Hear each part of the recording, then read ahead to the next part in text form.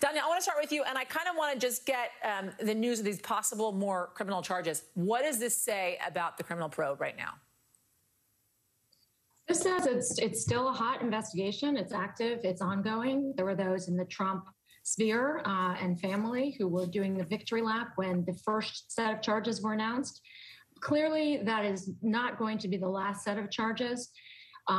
They are turning up the heat and, frankly, going after Calamari's son is a pretty hyper-aggressive move. I remember when I was interviewing for a position at the U.S. Attorney's Office 20 years ago, and I was asked as an interview question, would you cooperate a child against a parent or a parent against a child? Yeah. And I was flummoxed. It's a tough one.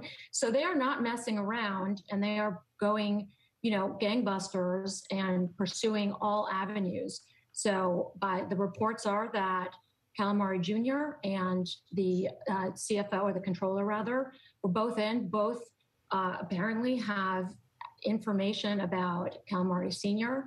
and certainly against others. And so, oftentimes prosecutors will pick off the low-hanging fruit and they will try and cooperate up folks who have actionable information against those who are more senior within the organization. Here, certainly that could be Calamari Sr., could certainly be Weisselberg, and of course there are other targets that are possible as well. So this is a live case. So Danya, Jill talked about Cy Vance and his retirement and the likelihood that he'll wrap this case right before he retires. We've known about this retirement now for quite some time. I believe it's been up to a year that we've known that he was going to retire. The likely replacement to Cy Vance is Alvin Bragg. I want to take a listen to his answer when asked about the Trump probe.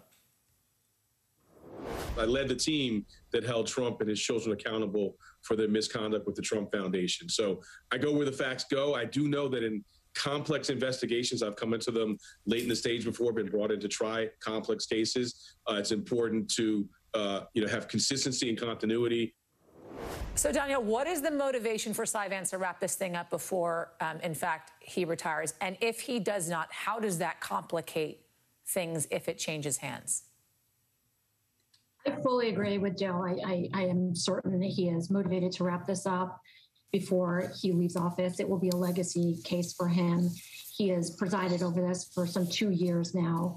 And so I think he will feel responsible to wrap up the charges, or at least get them in pretty good shape before he leaves office. But I'll say I've known Alvin for many, many years as a friend, but as a federal and state prosecutor, it's exactly as he said. He will follow the evidence where it goes. He's dogged, he's meticulous, he's smart, and he will, if it is not wrapped up, he will look at it very closely himself. He'll scrutinize the evidence, and he will go exactly where the facts and the evidence and the witnesses take him.